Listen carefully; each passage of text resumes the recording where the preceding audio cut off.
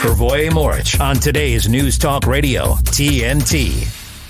All right, hour two, some quick news before we get to our guest. The Reserve Bank in Australia is going to trial digital currency in limited scale pilot. So we're slowly but surely on our way to the cashless society and CBDC world. That's the world of the central bank digital currencies, where it would give total control to governments and I guess linked corporations, where if you don't behave, they could simply just turn off your bank account. So many countries are advancing with these projects. They could be some years away still, so we need to keep our eye on that. What else do we have going on? Google suffered a outage. Are we being primed for a cyber pandemic? I don't know, but we're seeing more and more of these reports. Twitter had an outage. Google, we know in Canada, I think a month or two ago, it affected a lot of Canadians, businesses that just simply couldn't function because of the internet outage that went on over there. So we're seeing more and more of this stuff. Robots will restock grocery shelves in hundreds of stores amid labor shortage. So a robotics company is installing restocking robots in 300 grocery stores in Japan. The plan is to bring the robots to the United States, according to Telexistence, the Tokyo-based company that makes these things.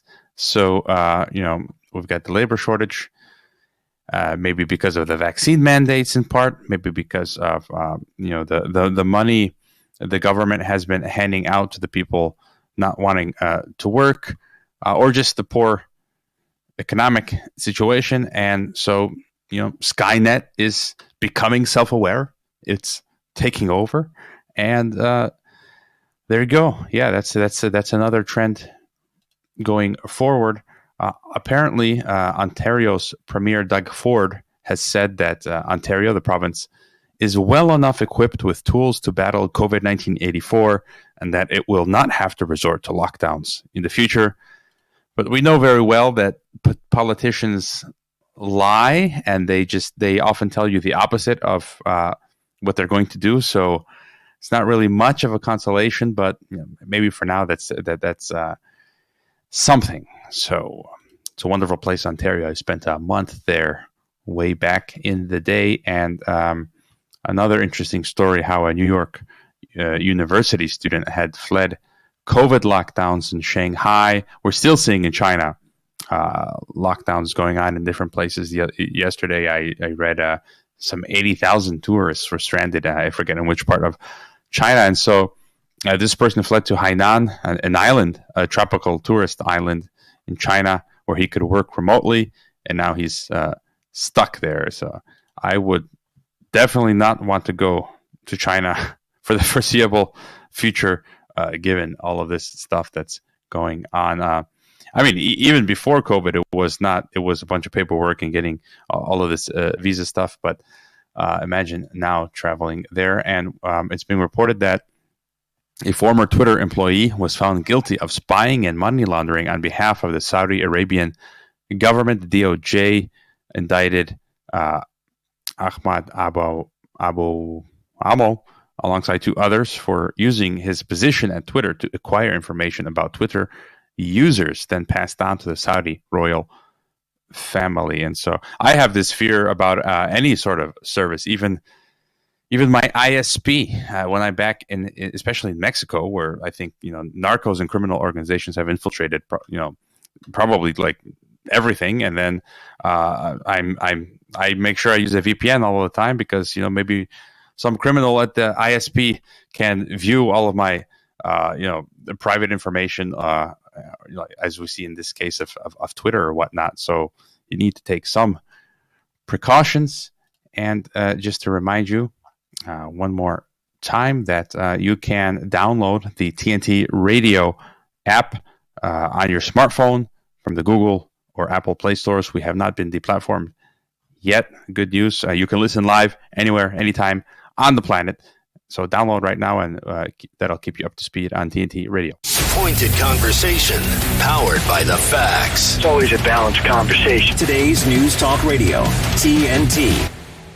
I am joined in this second hour by Jenin Younes, who is litigation counsel for the New Civil Liberties Alliance, after witnessing governments throughout the nation violate human rights and civil liberties in an ostensible effort to mitigate the spread of COVID-19 84, as I like to call it. Jenin became active in fighting against totalitarian lockdowns and related policies. You can find her on Twitter at Lefty Lockdowns 1, and the website is nclalegal.org. Welcome to TNT, Jenin. Thank you so much for having me.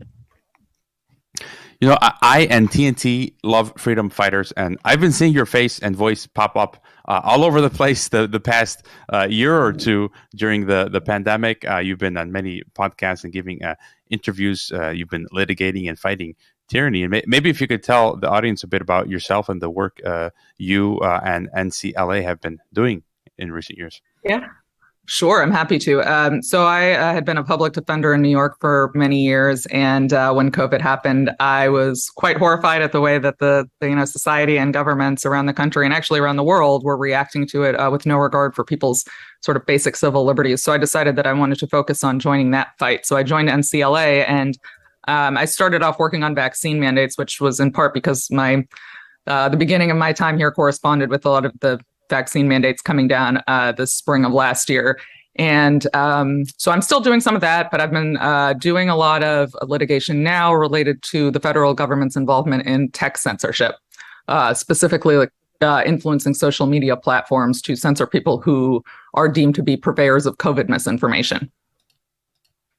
And maybe before getting to the latest things that you're working on, such as the issue of censorship, there have been let me just start by asking you, as I ask a lot of my guests when we talk about COVID, their take on COVID-19. This, as I call it, totalitarian biosecurity phenomenon. My view is that it was not a natural occurrence, but what has sort of been after these two plus years of these crazy tyrannical government policies and corporate policies that we've been experiencing, as well as everything else related to COVID. What's sort of your take on what is it? What's been going on these last few years? Yeah, that's a great question. And I'm not sure I always have the answer to it. But I would say, generally speaking, I think if I was to place a bet, I'd say it probably came from a lab. I don't know that the evidence is conclusive. I think it doesn't particularly matter that much. The virus can be serious for some people. I don't think that it's nothing. But mostly for people who are already vulnerable, which is not to say we should throw them to the wolves, but sort of these across-the-board mitigation measures don't make sense for that reason. They also don't make sense because they don't work. And that's why they were never used in prior pandemics. I mean, there was never the idea of sort of broad, shutdowns, especially long-lasting ones, testing, especially testing asymptomatic people, which actually carries huge consequences that I don't think people have necessarily thought about. Like one kid at a school tests positive and all of a sudden we have to shut everything down. I mean, when you're doing this all the time, this is massively disruptive to society. And then, mask mandates, vaccine mandates, which turned out to be, obviously completely ineffective. As far as the why, I there are a lot of theories, and I know I've heard all the theories. I think I tend to lean towards people being kind of incompetent, and I think that the media has played a huge role in people not really understanding what's going on and being hysterical, and most importantly, not airing the voices of those who dissented. And so the American public especially, and in many other countries too, didn't get the perspective that there were lots and lots of doctors and scientists who did not agree with what we were doing and saw the harms that these mandates and COVID restrictions had on so many people. Yeah, and then maybe to get your view on so many of these crazy COVID mandates and policies enacted by both governments and corporations. A recent study came out. I saw you also retweeted it, that said that these policies, quote, may claim 20 times more life years than they save, end quote. And I mean, this is everything from masks, which studies now show that. In my view, that they're not effective, and they can actually worsen, get you sick from using. They get dirty and all of that, but bacteria, that sort of thing. The vaccine mandates, the lockdowns, restriction of travel, freedom of movement, work restrictions, as you mentioned, PCR tests, which are expensive as well, which affects lower income people being forced to purchase these expensive tests daily or on a weekly basis. People being denied health care, as well as you mentioned, censorship. And so I don't know how many of these you've specifically dealt with, but I think I saw as well NCLA is also challenging COVID regulations and orders imposed by executive decree. So maybe if we can just go through some of these issues, what are your thoughts on some of them? Sure. It was it honestly should have been common sense that the harms of lockdowns would greatly outweigh their benefits. Especially because you really just need to think about it a little bit. Once the virus has gotten out into society, you're not going to contain it. It's just a matter of time before everybody gets it. And if you shut down businesses, well, people are going to lose income. They're going to lose the businesses that they worked so hard. They might have worked a lifetime to earn. That's lost income. Their children are put in a worse position. You're putting children out of school, especially poor children. The loss of a couple of years of school for poor kids who don't necessarily have a laptop per kid in their household, that can throw your life completely off track. And not to mention, we stopped cancer screenings in many cases. This is terrible for people's mental health. It's quite clearly established that loneliness is a cause of death. So, what we did to people was horrendous, and it was for nothing. The resources should have been devoted to protecting nursing homes, and everybody else should have carried on more or less as before. But I wasn't sure if you had a specific question about all of that. Well, no, because there's a lot, and from a legal standpoint as well. I think people are going to court over a number of these issues, and as you mentioned, I've got one uncle who during the pandemic got cancer, and he was delayed for months in terms of screening, just as you said. And I recently discovered another uncle here in Croatia, where I am right now. They had a rule: you could not enter the hospital for any treatment unless you were vaccinated, and he had to get, I think, after I don't know how many years, the pacemaker or whatever, get a new one, and they wouldn't see him unless he was vaccinated. And he got the jab, and now we don't know, but there are effects that may be related to that. Again, that's the thing. You can't. It's really hard to point the finger on that, but. I guess we can jump to the censorship and then go back and forth. But, this was a big thing early on. I don't think we've ever seen this sort of Orwellian censorship that we experienced the past 2 years. Some of it related to the election, the other related to the medical issues. And I got taken off of Patreon. I have a podcast called Geopolitics and Empire as well. And they took me off of Patreon, I think, last year because my interviews challenged the CDC or the WHO. I'm not sure, but so many people have been experiencing this. So if you want to talk about the work you're doing in that realm and the people you're representing as well. Yeah, sure. So I recently tweeted something about this, how it's sort of, I thought the lockdowns were horrible. And I actually think that the most poisonous part was the idea that the government or your neighbors could tell you that you can't see your loved ones or, you can't socialize. Socializing with other humans is a basic human need for many people, including me. I can't sit in my apartment alone for days on end and be anything close to a happy person. And we're built that way. We evolved that way. We evolved to be social creatures. And the notion that, the government or society should tell you have to stay home and they can tell you that it's crazy. We've never accepted anything like that before. So I thought that was the worst. But actually, now when I sort of think like, what's the biggest underlying problem? I think it was the censorship, because Americans, well, actually people throughout the world, but I know the most about this country, they didn't get a balanced perspective. The views of people who opposed these measures, as I said before, were silenced. And so Americans were under the impression, if you read the New York Times, you listen to CNN, that all scientists say that we should have lockdowns, all doctors say we should have lockdowns. That is quite contrary to the truth. It was just that those voices were amplified. And we can maybe talk later about why those voices were amplified. There are certain reasons.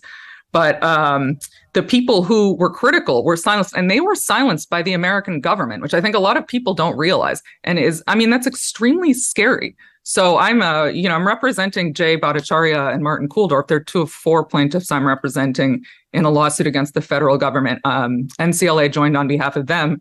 Missouri and Louisiana, the attorneys general there are bringing this, that they initially brought the suit. So Jay and Martin are top epidemiologists from Stanford and Harvard, respectively. And, they're considered some of the best epidemiologists in the world. Martin is considered one of the best vaccine safety specialists. And they've been targeted by the Biden administration because their views are conflict with them on basically all of these subjects. And, they've actually been silenced by them. Dr. Fauci and Francis Collins of the NIH singled them out, said their views were dangerous, and made sure that they were taken down from social media. So, this is exactly what the First Amendment is designed to protect. The First Amendment is designed to make sure that the government does not silence people who disagree. And when you look at, the people that we're talking about here, Jay, Martin, and some of these others, these are exactly the people the public should be hearing from. Dissenting voices who had things to say, and maybe not everyone will agree with them, but the fact that they weren't allowed to hear their perspectives is really dangerous. Martin follows me on Twitter. I feel that's pretty cool for me. But we're gonna have to take our first break here. Again, the website is nclalegal.org. Their Twitter is at NCLA Legal, and Jenin's Twitter is at Lefty Lockdowns, and the number 1. We'll be right back on TNT Radio. TNT Radio's Trish Wood. I'm telling you, there is something going on Twitter. They're going into election season. The Democrats can't win on any possible thing they're doing. They're just losing. And what happens with the Democrats in the states, because all of the big tech companies are affiliated and siding with them, going into an election season, they are asking for help with censorship from the big tech companies. And we finally have proof of that. We always thought it was true. It was alluded to a fair bit by Jen Psaki. And now we find from a lawsuit that was just resolved in one way or another that a treasure trove of emails obtained by America First Legal tells a far more alarming story than what we ever even thought was going on. The 286-page stack of correspondence reveals a cozy and daily working relationship between people in a position of control between Twitter, Facebook, Google, and the alphabet power dynamic in Washington, the CDC, the NIH, and also the World Health Organization. Trish Wood on today's News Talk, TNT Radio. Wokeness is infiltrating churches, and people don't really know what's hitting them. Critical race theory assumes that racism is everywhere. It is in everything. These ideologies have crept into the church. I have grown up with this invisible kind of bag of privilege. And I know as a white pastor, I have blind spots. Reparations fits into the scope of the gospel. It's a racist worldview. You're swimming in racism. The social justice warriors say, if you're white, you're a racist. And if you say that you're not a racist, then you have to be a white supremacist. I see within evangelicalism today an attack on the very gospel itself. Social justice doesn't have to do with justice, it has to do with Marxism. Wokeness is now the dominant academic paradigm on many university and college campuses. Many of our Christian universities have fallen prey. I went to an all-black school, raised in a black context. Everything was oppression. White people are racist, cops can't be trusted, and this world is not for us, it's against us. We felt like the government owed us. I have a family, I have children, and I don't have a job. It was at the darkest point in my life. Because I was white, would we have to divorce and separate due to my skin color? Christianity enables people to find forgiveness and redemption. However, Marxism is completely vindictive. There is no redeemer and there is no redemption in the religion of anti-racism.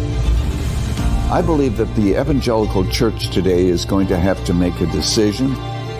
Are we going to submit to the culture, Or are we going to remain true to the faith and take the consequences? How the left is stealing your church. The invasion of the gospel of woke.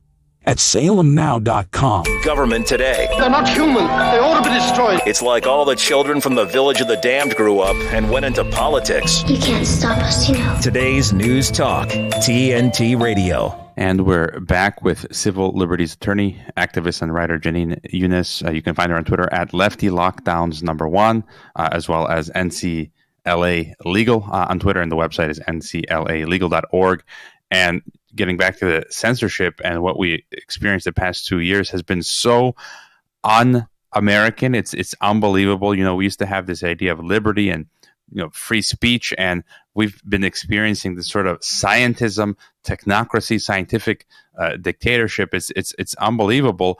And one way I sort of look at it, given the big tech censorship, is my study in geopolitics and all of this stuff is looking at the origins and connections between big tech and the government. You know, for me, it seems really plausible. I actually think that Facebook was a Pentagon DARPA project called LifeLog, because if you look at what LifeLog was, it's pretty much what Facebook is. And the day LifeLog went offline, like I think it was February 3rd, 2004 or something, the next day, Facebook was incorporated. And then you had Google, which had received, when Sergey Brin and Larry, I think Page's name, when they were at Stanford in the initial phases of Google, they received seed funding.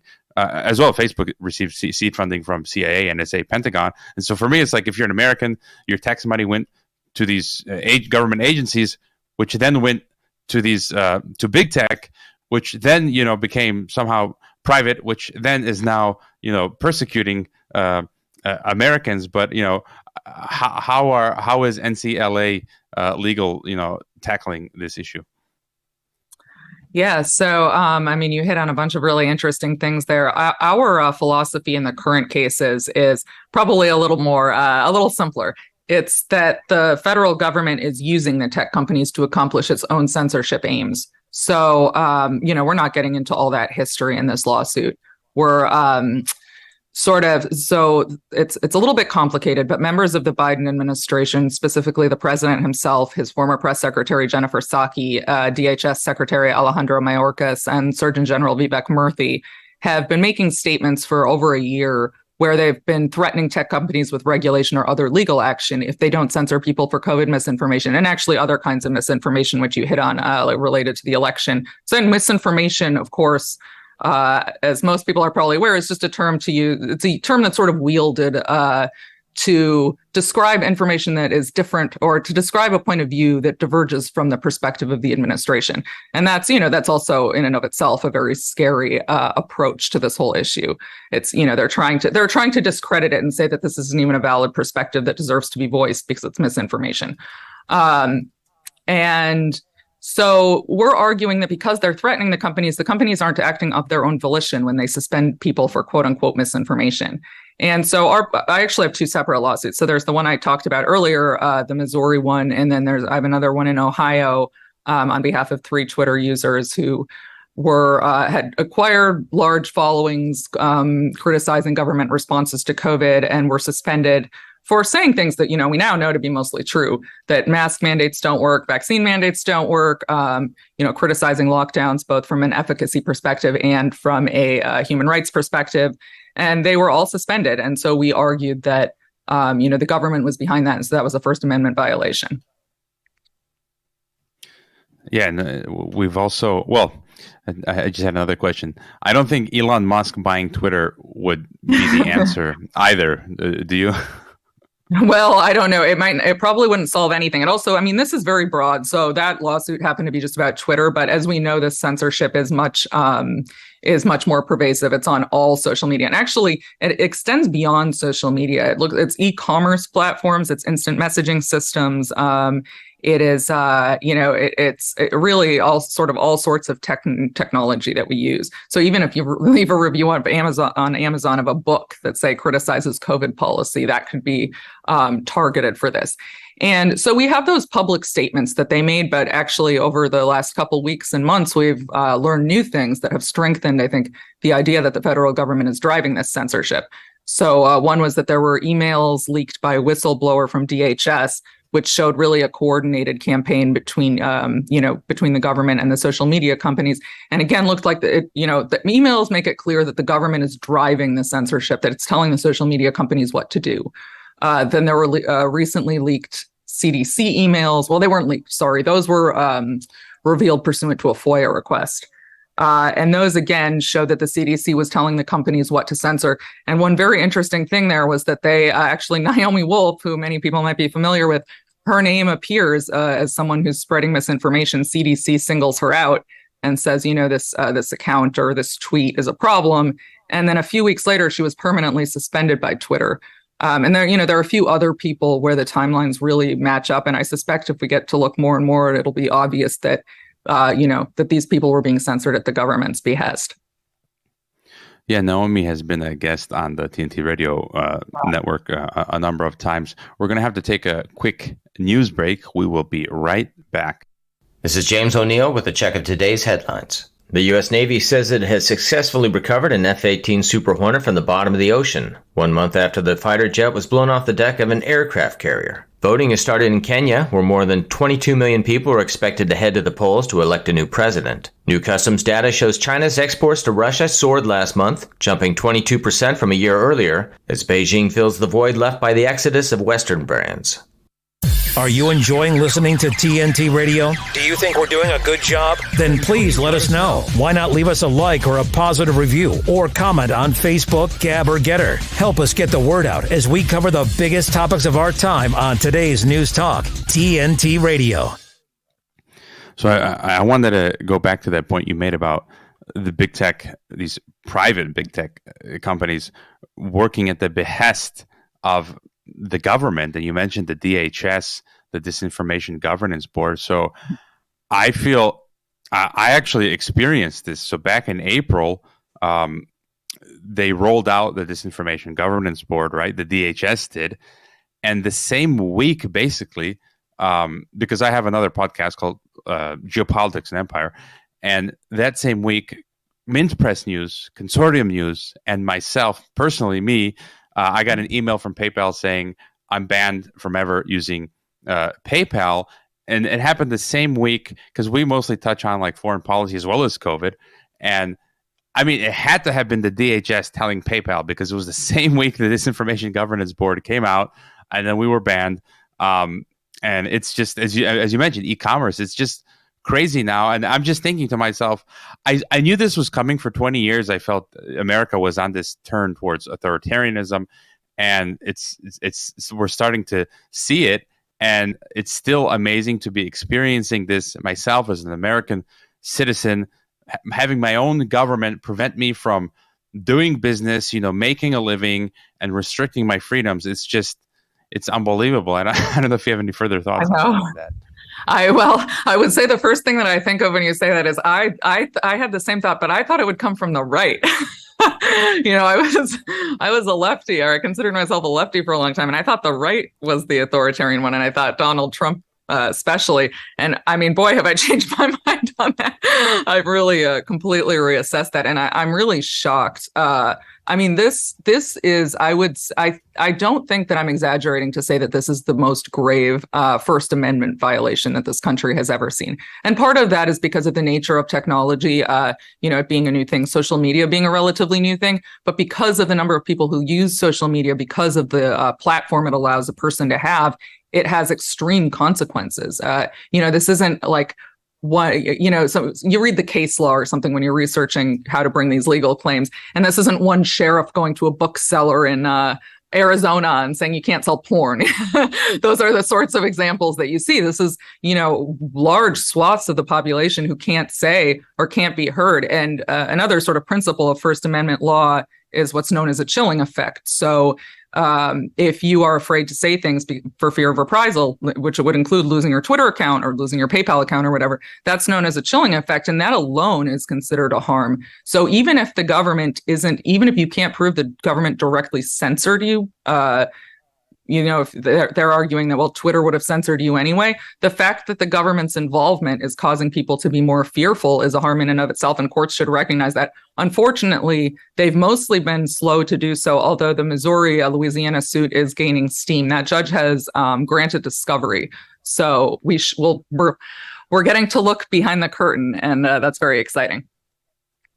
You mentioned Trump, and that was the other point as well, that the fact that Silicon Valley, big tech, could remove the president. I mean, I would have the same reaction if it was Biden. If they removed Biden, it doesn't matter left or right. And the fact, it's like them saying, we're the real power. We're the ones in charge. We can remove the president from practically all of social media. And then maybe to get your thoughts as well on, I think what happened yesterday, that they raided Trump's home. And any further, or what's your reaction to all of this? That might be the one question I don't want to answer.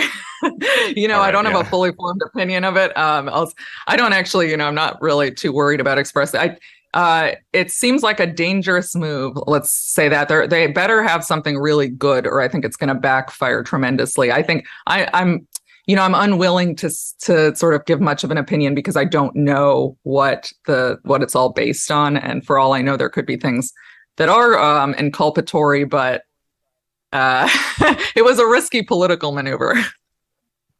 Mm-hmm. And getting back then to the litigation on censorship that your team is working on, but as well as maybe what you're seeing across the board, do you feel others that are fighting similar battles against the government on censorship, do you feel optimistic overall, in the short term, long term? What's sort of your sentiment? That's a really good question. I think that, it's great that this judge in Louisiana granted the discovery, and, I believe that it will turn up some very interesting things that hopefully will allow us to, really prove that the government was involved in it. To be clear, I believe that actually the allegations that we have, the evidence that we have, is enough to show that the government's involvement here is violative of Americans' First Amendment rights. But to the extent some judges have been unwilling to accept that, and their rationale has basically been, well, you can't prove that your plaintiffs were censored because of the government. Twitter was censoring some people before they began their public campaign in early 2021. So you can't prove your plaintiffs were censored because of the government. So therefore, no, you haven't proven the causation necessary. I think that's completely wrong-headed for a number of reasons. I don't think that that's the right logic. And among other things, social media users noticed that suspensions and censorship was going way up around the time Biden took office. So that alone, creates a timeline that I think that gives rise to the inference that this was at the behest of the government. But at the very least, there's a problem with throwing these lawsuits out before you can get to the discovery. You need to prove that. I mean, we all know that no one's going to volunteer. No one in Twitter is going to come forward and say, yeah, we were just doing this because of the government. They know they'll never get a job in tech again. Very long way of saying I'm optimistic because of that judge. There have been a lot of bad decisions that I think are wrong. The issue has not yet really reached a court of appeals, so we'll see what they do. And I do think if this is ultimately allowed to happen, then the First Amendment. I do think if this is ultimately allowed to happen, then the First Amendment is dead in contemporary times.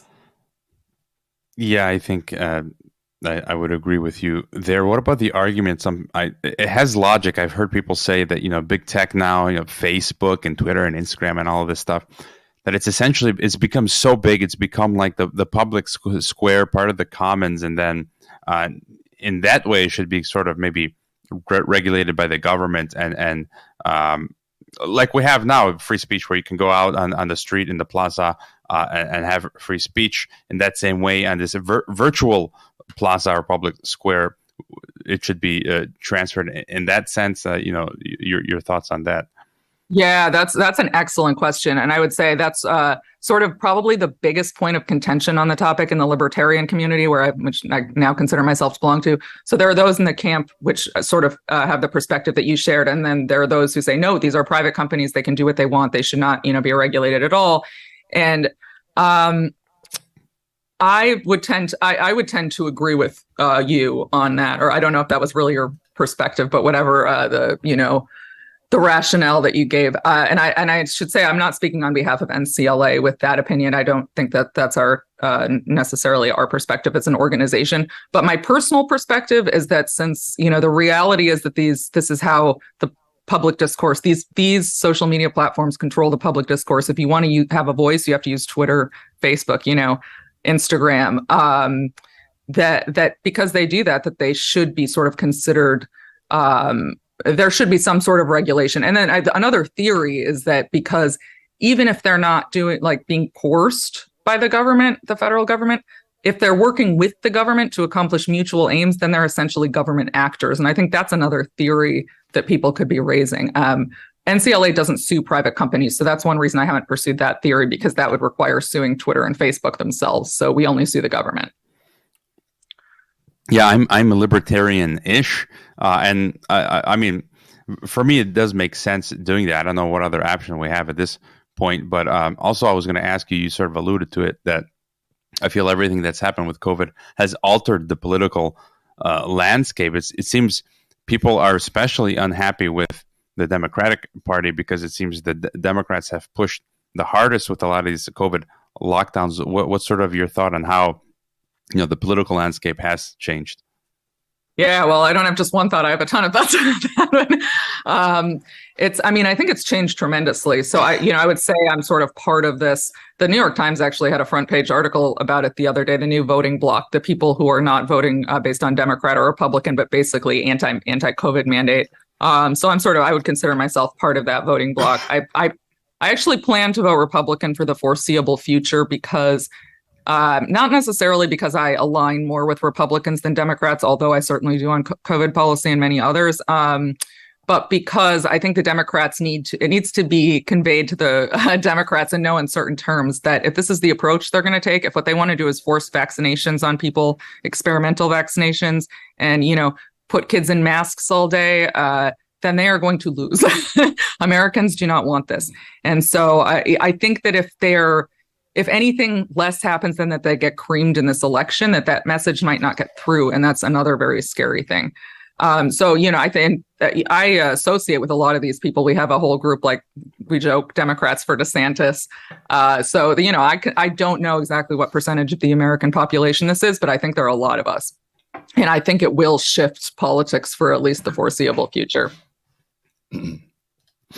All right, we're going to have to take got a frog in my throat. Sorry about that. We're going to have to take our second break. We'll be right back on TNT. De-weaponizing weather with reality and perspective. So what are the big global weather headlines? Well, the lack of headlines continue in the Western Pacific. It's amazing watching how weak the tropical cyclone season is there.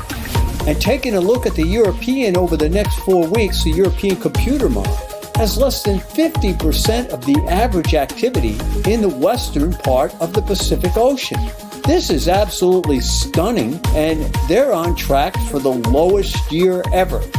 2010, we didn't see much going on there. Neither did we see much in 1999. Big heat continues in Europe over the next week to 10 days, but then it backs off. In the United States, a major shot of cool air comes right into the eastern part of the United States later this week into next week and really trims summer. This is weatherbell.com meteorologist Joe Bastardi for TNT Radio, reminding you to enjoy the weather. It's the only weather you got. What if you were wearing something sexy?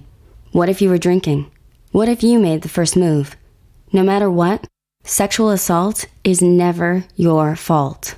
Support is available 24/7 through the National Sexual Assault Hotline. Call 1-800-656-HOPE or visit RAINN.org.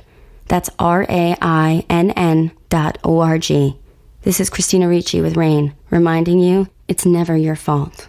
Brought to you by RAINN and this station. Challenging the consensus and debunking the narrative.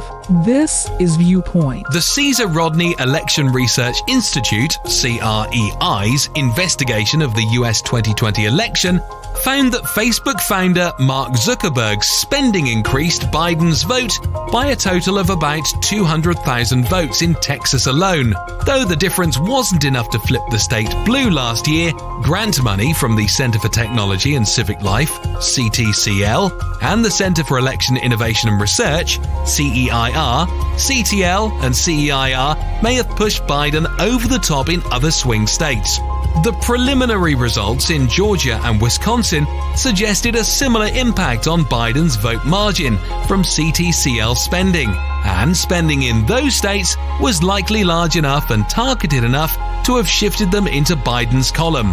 Joe Biden was certified the winner of the Georgia presidential election by just 11,000 votes, and of Wisconsin's election by around 20,000 votes. We're the pinup boys and poster girls for free speech. We just don't look as impressive as Vladimir Putin shirtless on a horse. Yeah. 24/7, 365. We never stop sifting fact from fiction, misinformation from the truth, from government overreach to the latest on mandates, big tech censorship to propaganda gone mad. Listen to TNT Radio and get the news and views direct from our expert presenters and commentators anywhere you go. Ask Alexa or Google to play TNT Radio or download the TNT Radio app for free from the App Store or Google Play. Today's News Talk. This is TNT Radio.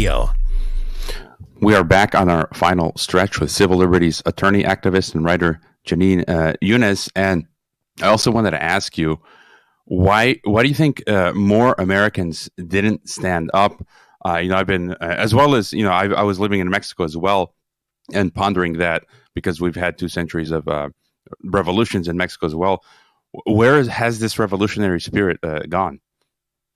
That's a really good question. The people, I was living in New York at the time, and then I sort of moved to DC in the middle. So the people that I were around were primarily Democrats. And I would say that what I observed was mostly that they had sort of been brainwashed. They had been brainwashed by the New York Times and NPR and Andrew Cuomo and Mayor Bowser into believing that this was the right thing to do. And they were scared. They were actually scared. And I think, you really see who people are when they're scared. And the way that a lot of people acted, I think, shows that they're not actually terribly moral people. They're sort of willing to throw working class people under the bus, children under the bus, which, were the most vulnerable groups and were harmed the most by our response to it. So I would say that's what it is. And ultimately, people in red states, who a lot of whom are exposed to different media and different politicians' perspectives, they didn't put up with it for very long. Most of Georgia, Florida, Texas, they reopened quickly. It really wasn't more than a month or two. Whereas, where I am, I was at the doctor's office today. They're still masking. It's really unbelievable. So I wouldn't say that Americans generally didn't stand up. I think there's a very strong divide between the two.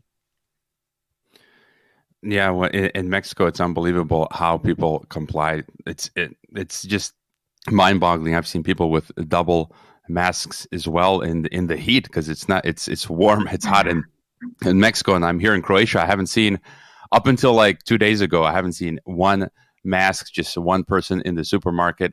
And maybe to get your thoughts on the vaccine mandates in the workplace, like the vaccine certificate, the vaccine passport. And for example, I was working in Kazakhstan at the time, and I know in Kazakhstan, most of the workplaces were forced to mandate vaccines, and as well in Mexico, where I've been living the last 2 years, they've been doing the same, but it's completely unconstitutional according to the Mexican Constitution.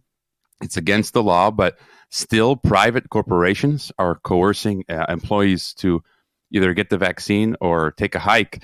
And there is a law, and it happened to a friend of mine. But there's a law in Mexico that allows employers to fire anyone at will without cause, but they must pay, the severance packages based on the employee's salary and seniority, which can be a lot of money. So they can't just it would be against the law to fire them without paying them this package. But at any moment they can do that. And it happened to a friend of mine where they refused the jab and they were fired. They got the payment, but that kind of proves that it's illegal, but they're doing it anyway. And, your further thoughts on the unconstitutional nature of these workplace mandates?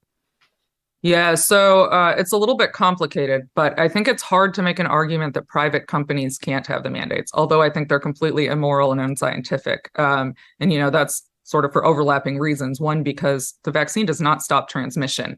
And that was actually clear very early on. I talked to Jay Bhattacharya and Martin Kulldorff quite a bit at the beginning of 2021, and they said they were puzzled why it was being presented as though the vaccines were stopping transmission. They had looked carefully at the data. Martin is one of the top vaccine specialists in the world. He said that there's just no evidence. It wasn't. It doesn't appear that it does from the studies. So mandating vaccines that don't stop transmission is completely immoral. I mean, that's the justification for the mandate in the first place. I mean, there can still be morality issues even if it does stop transmission, but you don't even have the basic thing there. And then to be mandating vaccines that have only been around for a couple of years is also unprecedented. All people say, well, we mandate the measles vaccine for school children and blah, blah, blah. Well, I mean, those vaccines were tested for decades, which we also understand sometimes it takes that long for side effects to manifest.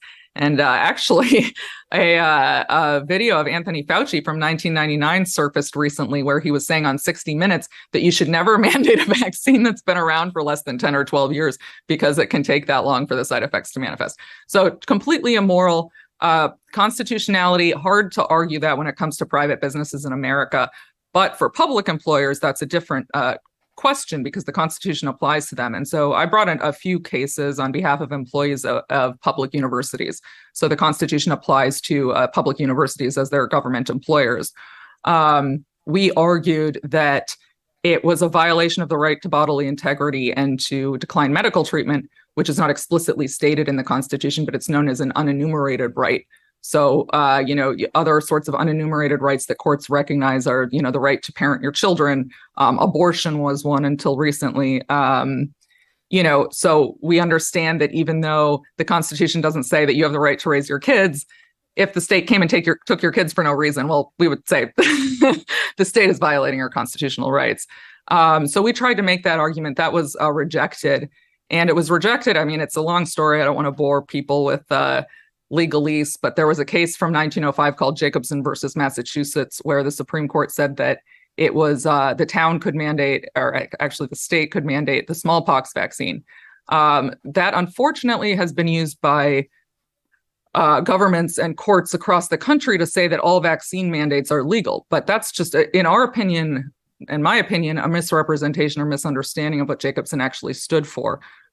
Jacobson was very clear that it was fact specific, that it was based on the death rate of smallpox, the fact that the vaccine stopped transmission, sort of the specific facts at issue. The penalty was a $5 fine, which is about $150 today, not losing your entire job. So that was also taken into consideration. Also, the fact that it was a legislative enactment. So that was specifically stated. It had gone through the legislative process. There was accountability to constituents. It had, the voices of multiple legislators as opposed to edicts being handed down by, the executive or some guy at a university who runs the fire safety program, which was actually one of them at one of the universities. So, there are lots of differences. And this is, in my case and a couple of other cases, this is going to courts of appeals. So we hope to fare better than we did in the district courts, the lower courts. And maybe to ask you about the vaccine adverse effects. I don't know how much you've dealt with that or followed that. I have been reading, keeping up with the news in different parts of the world, and it seems that in a few or some jurisdictions, people have been paid out by their governments. I think in the UK, one woman got $120,000 because her partner died from after taking one of the COVID vaccines. Any thoughts on what's going on with the adverse effects? Yeah, I'm not a doctor, and I'm also being afraid of being censored. So I'll be cautious. But vaccines have side effects. All vaccines have side effects, and this one certainly does as well. As for whether, in any particular case, the risk of side effects outweighs the risk of COVID, I don't know. And that's why we leave choice up to the individual in these circumstances, because it's so specific. And, there are lots of people, for instance, who have natural immunity. And so getting the vaccine doesn't make sense for them. But we know there's more and more information about myocarditis, especially in young men, menstrual irregularities in women who get the vaccines, which we don't really know where that's coming from. I actually had a friend who is a gynecologist, a doctor in this area, and he said, we just don't know. We don't know why this is happening, and it could be indicative of something that's having longer term effects. So, it's simply a fact. You can't know the long term effects of something that hasn't been around long term. And so to deprive people of choice or to predicate their ability to continue their employment on taking a vaccine that's been around such a short time is utterly immoral, even if you can't make the constitutional argument because it's a private employer. And then, I'll just throw in there, too, that the people, a lot of really esteemed people who've been trying to educate the public about the risks of the vaccines are being censored again. And lots of them are not saying no one should get the vaccine or the vaccine has a microchip or whatever, which I obviously don't think. But, for instance, I have a friend, a cardiologist named Dinesh Koka. He's a cardiologist, so his specialty is he's a heart doctor. And he was suspended for tweeting a study about myocarditis rates. Now Twitter is censoring a cardiologist who specializes in this and is, tweeting a study about the myocarditis rates following vaccination. That's crazy. That's completely crazy. This is not a society anybody should, want to be living in. Yeah, that we've been seeing that nonstop. And these are experts, as you say, and they can't speak. And maybe to get your thoughts on the mask mandates as well. I think it goes to what you were saying earlier as well. This has been one of the things that's bugged me the most. And for the past 2 years in Mexico, I pretty much didn't go anywhere where masks were required, like the big box stores, Walmart or whatever. I would go to the little tienditas, the corner shops where they didn't care if you wore a mask or not. But the way it operated in Mexico, I assume in many parts of the world, where the government told all the private businesses that if basically they would send agents, government agents to different shops, different times. Of course, they couldn't cover everyone, but they said if we caught customers in your shop without masks, then we will fine you. Well, we would shut you down and then fine you. And so that's why many businesses just would they'd be afraid and force all customers to wear masks. But I guess there's little one can do with the mask requirement either, right? Well, a lot of interesting stuff in there. So we had, it was similar in many places in the U.S. where it was the government saying it. Now there are some places, if they're doing it, it's voluntary. So I just don't go. But, I have the same reaction. To me, it was actually almost the worst part. I don't know what it is. It's something like so personal about your face. It really felt like a violation to me. Like, I don't feel like I can breathe very well. It has a humiliating feeling to me. So I really have a strong reaction to it. And it makes me insane. And the data is so clear that it doesn't do anything. And, I knew from the beginning it made no sense. There's no way you can have a population really wear a mask properly for months or years on end to stop the spread of a disease. We're not talking about somebody wearing an N95 for 1 hour while they're performing surgery. That's a totally different thing. The taking it on and off. And now it's just a symbol of loyalty to the party. Or political affiliation to show you're a good Democrat, or in other parts of the world, I don't know. I don't know what it shows. But we did have a good court decision a few months ago where the district judge in Florida said that the CDC didn't have the authority to mandate masks on public transportation, which made a huge difference to me because I was traveling more at the time, but I was traveling, several times a week on the train and the plane, and it really was, my quality of life was diminished by having to wear a mask all the time. So I was thrilled, and hopefully that will be upheld as well. Yeah, I was following stuff in Mexico in the state of Mazatlan. It was interesting where they mandated the vaccine certificate across the board, like to enter the supermarket, to go to the bank. And again, it's completely unconstitutional. And there was a lawyer that helped 500 people get injunctions. And so at that point, all the retail businesses just said, screw it. And then they dropped the mandates and people were allowed to go in. So that was like a small victory. We've got about 3 minutes left to midnight. Do you think they're going to try lockdowns again? They're talking about monkeypox, and Germany. I think they've updated their Biosecurity Act where from October to April they're going to force everyone to wear masks again in Germany. And you're seeing monkeypox being declared an emergency from California to Illinois to New York. What are your thoughts on the second half of this year? That's a really good question. I can't speak for the entire world because there's too much for me to know the specific political dynamics everywhere. But in the United States, I don't think so. It seems, and I think one of the sort of saving graces we had, man, if you said I would say this 3 or 4 years ago, is the Republicans. I mean, I think it's been extremely helpful because it's clear that bloc is going to resist. And also it provides a sort of, I mean, you can look at 2 states next to each other, red and blue, one that has mask mandates, one that doesn't, and see that they're doing the same. And the same culture, and so I think it's harder to continue these policies in America. And I do see this sort of repudiation of lockdowns. I think they might bring back the masks. I do think it's an easy, cheap thing. Well, cheap. Supposedly, it actually has enormous costs, but we don't have time to get into that. Politicians can make it look like they're doing something, and it looks like it's easy and cheap. So I do think that the masks are going to stick around. I hope that's all we get. We got about 30 seconds left. Where are the best websites to find you on?